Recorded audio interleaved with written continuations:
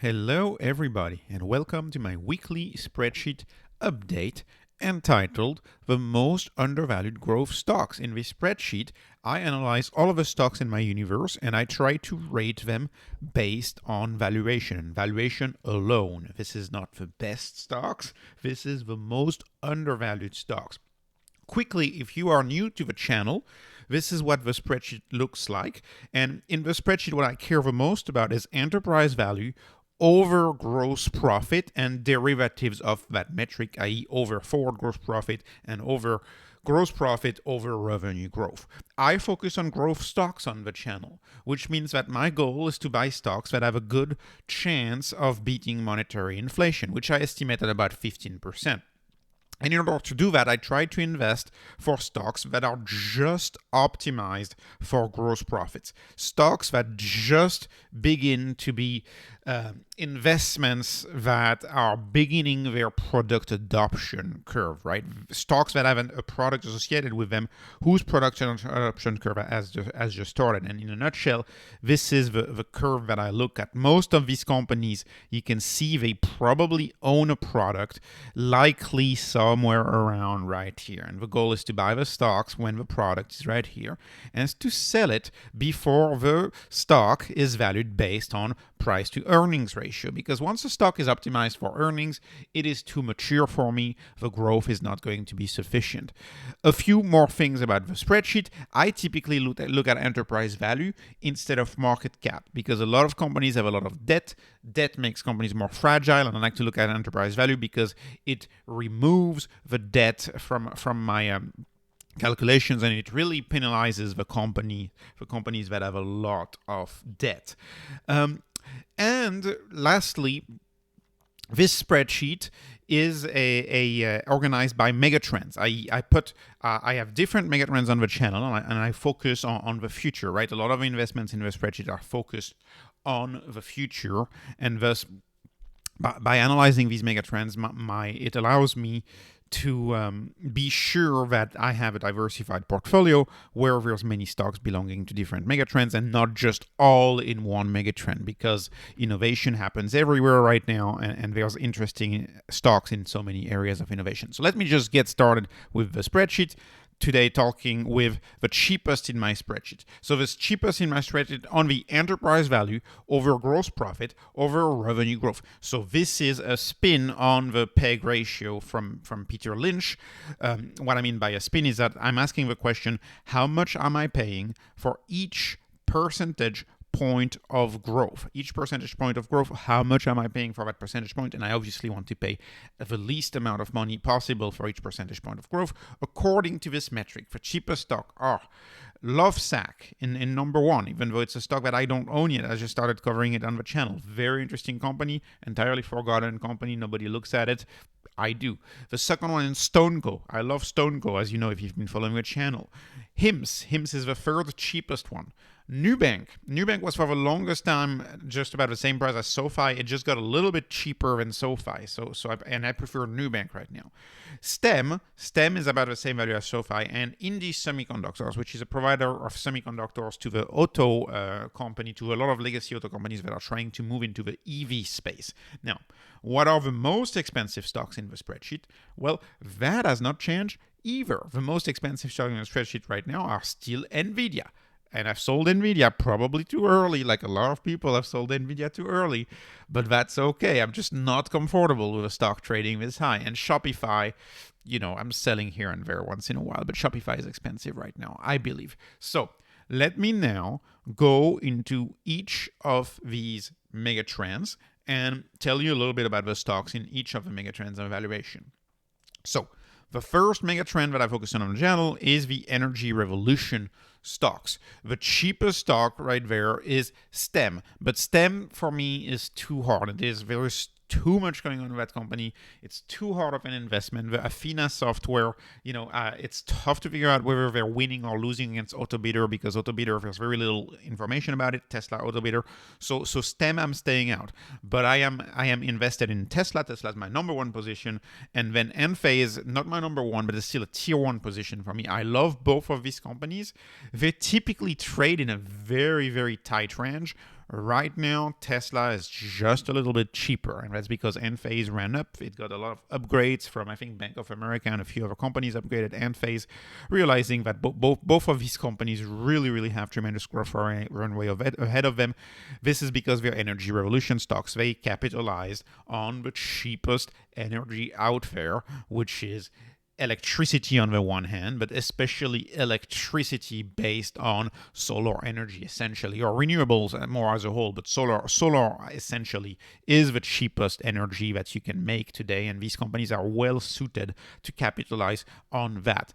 Let me move on to my healthcare stocks. I believe there is a revolution happening in healthcare. Healthcare is too expensive in the US and around the world, and also healthcare is really more sick care, what I like to call sick care.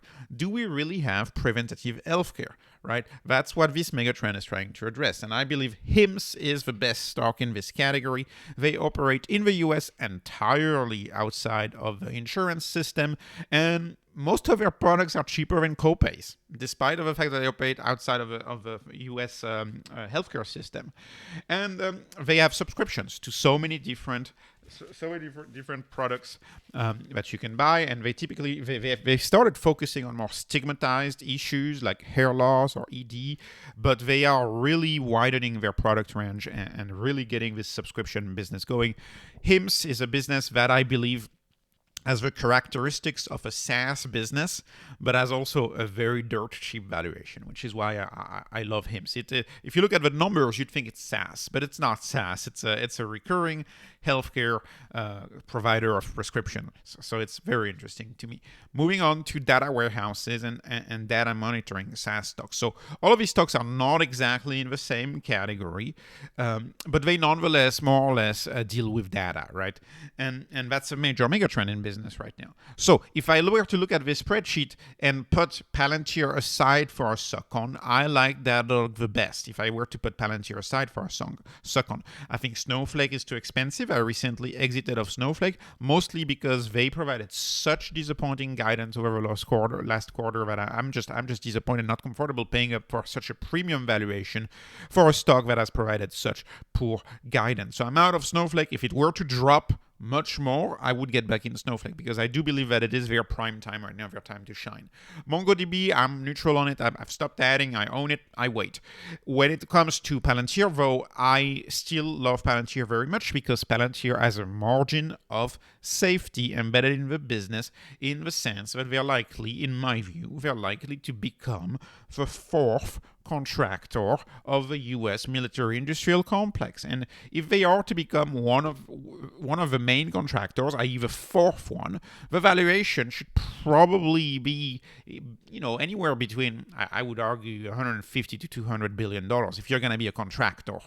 If you're going to be one of the main contractors within 10 years. If within 10 years, Palantir is one of the main contractors of software to the U.S. government, to me, that itself is a huge opportunity. Foundry is a different story. Foundry has a lot of competition. Foundry growth is slumpy growth at best, right? A lot of people have been disappointed with the Foundry growth, but it's the cherry on the cake, right? It's the icing on the cake. I think this company has a lot of margin of safety just because of Gotham, just because of the military business. So that's why I like Palantir, actually. Moving on to cybersecurity. So in my cybersecurity stocks, first of all, I find that Cloudflare, net right here, is expensive. They are leading. They're leader in many different fields, but I think the valuation is just a little too high for me. And I like CrowdStrike and Zscaler just about equally. If I were to choose not on the most undervalued, but if I were to choose on the best of the two, I would say CrowdStrike is the best of the two, but it's not the most undervalued. The most undervalued, in my view, is Zscaler. Zscaler is fairly cheap compared to a lot of the other stocks in the same sector, and they have a lot going for them. I typically had to both of them together, because they go together, and they even promote themselves together. They have CrowdStrike plus Zscaler, because zero trust and endpoint securities are just a part of modern cybersecurity, and they often go hand in hand together. So I like both of these stocks very much. Now let me move on to e-commerce. So e-commerce is still a mega trend that is in progress, right? I mean, it's been around for a long time, but you still have more people every year buying online more. It's still a major mega trend. Although I typically don't tend to look at Amazon, for example, which is very mature in my view.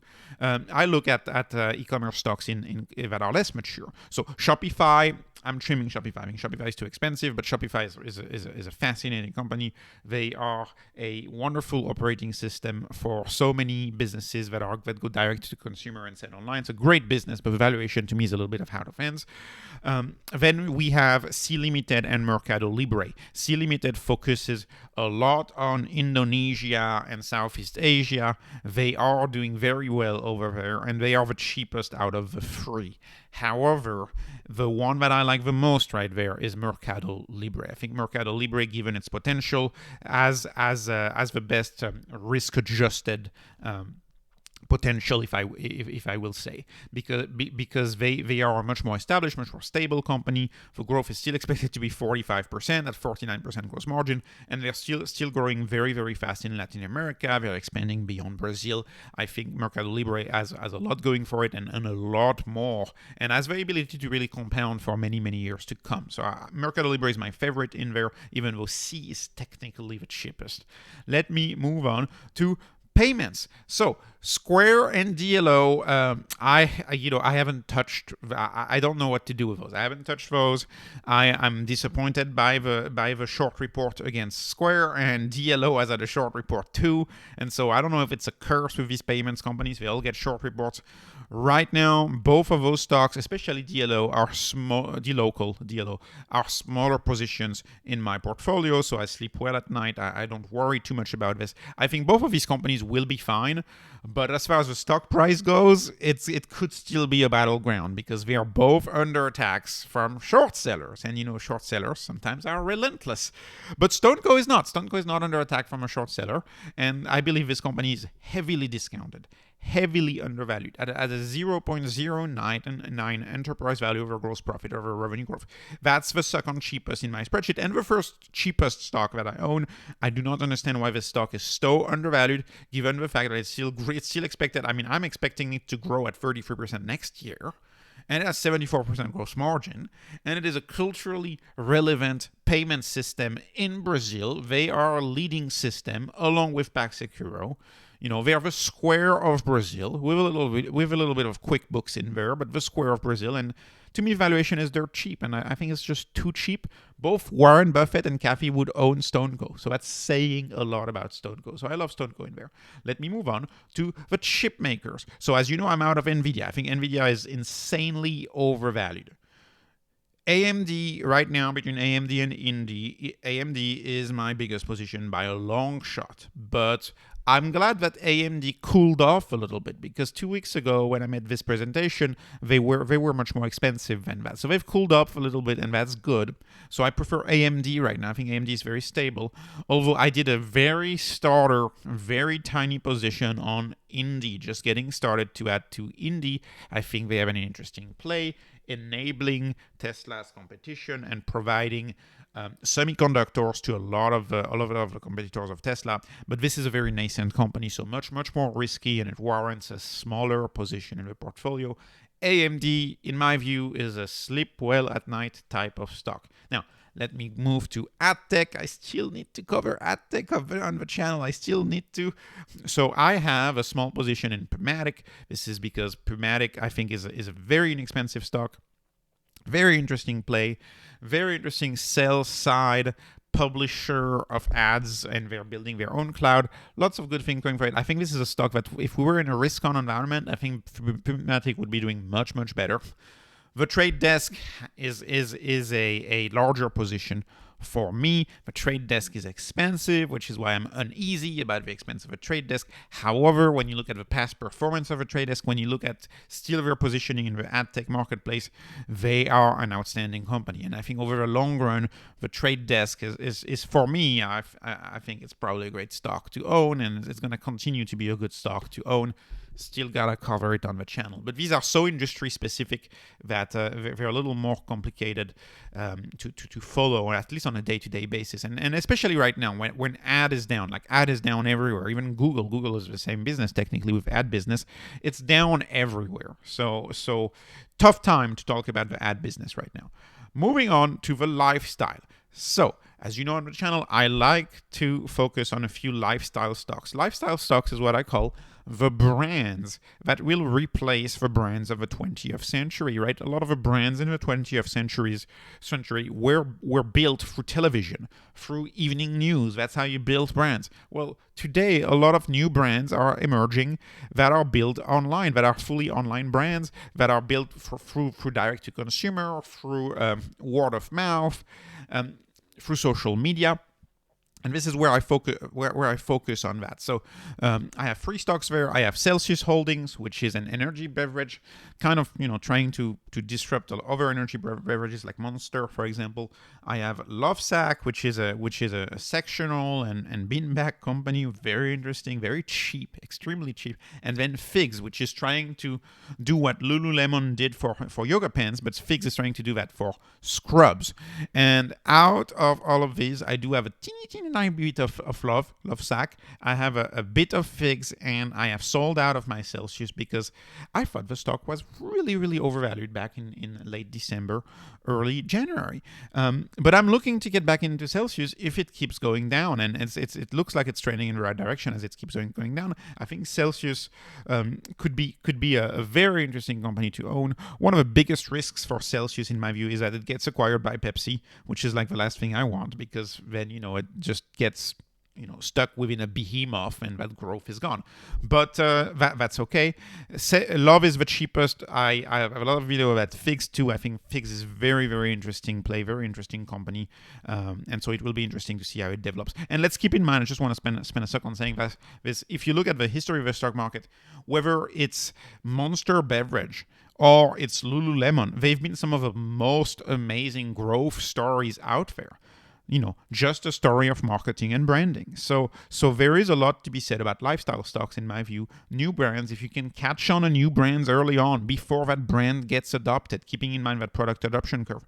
If you can catch on a brand before it gets adopted, I believe that is a very worthy investment. So moving on to neobanks. As far as the neobanks go, I love both Nubank and SoFi. I think they're both very interesting play. I have been adding almost exclusively to Nubank, more to Nubank I've been adding because I have a much smaller position in Nubank, and the more I study Brazil and the more I study the Latin America market through my exposure with StoneCo and Rev MercadoLibre, the more I'm very optimistic about that region of the world, and I think their potential, and the valuation right now is slightly cheaper per my metrics, so I really like Nubank right now, but SoFi is still a bigger position for me. I haven't been touching my SoFi stock. Lastly, let me finish with platforms. A lot of businesses are taking the platform right, where they just have a marketplace, operate what used to be operated by humans, right? By people. That's the whole idea of Airbnb. Airbnb, you have a people-heavy hotel, a human resource heavy hotel, and you're replacing it by a software layer, a platform, and it's just becomes a marketplace with providers of rooms and sellers of rooms. And platforms have been very successful over the past 10 years, and I think they will continue to be successful as a business model innovation. That's really what platforms are. They're business model innovations. I love Airbnb. Airbnb is it's the only stock that I have in there, and it's my biggest position in there is Airbnb. I think Airbnb is interesting, even though, like most innovation, it just got attacked by a short seller, but really didn't do a dent on the stock. That one was a joke. Airbnb, it's got I think it's more than 60 million rooms or something offered for rent, and it's continually growing. And this is also a cultural trend. So this stock, I could put Airbnb also as a lifestyle stock. I've done a few videos on Airbnb on the channel. I got almost no views on it, so I'm assuming I'm the only one on Airbnb. That's okay. And then I like Etsy and I like Fiverr. I've covered Fiverr on the channel. Fiverr is an interesting play, although a lot of people are claiming that ChatGPT will kill Fiverr, but we'll have to see about that. And Etsy, I like Etsy too. I think what Etsy has done with the crafts world is very interesting.